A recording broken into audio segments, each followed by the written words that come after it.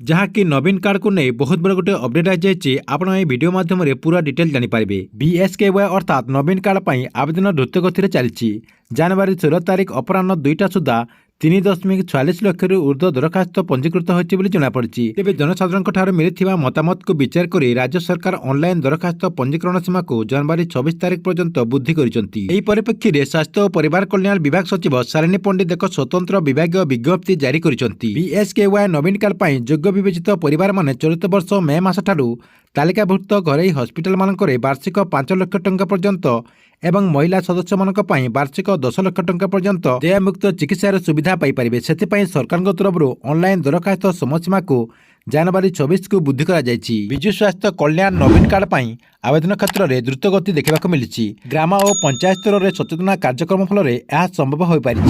जनवरी 16 तारिख अपराह 2टा सुधा समुदाय 3,46,294 परिवार दरखास्त ऑनलाइन माध्यम पंजीकृत होती।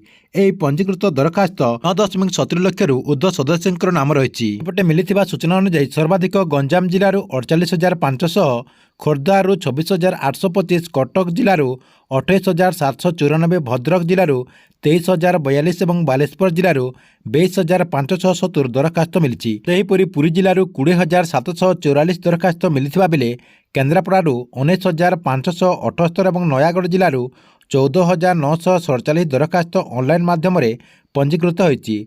सेमिति जगतसिंहपुर 15,248, जाजपुर 14,061, बरगढ़ 14,569, सुंदरगढ़ 12,349, अनुगुल 12,397 और ढेंकानाल 11,800 दरखास्त मिली। राज्यर 30टा जाक जिलूर जिला पिछा हाराहारी 11,500 ऊर्ध्व दरखास्त पंजीकृत होती सूचना रही।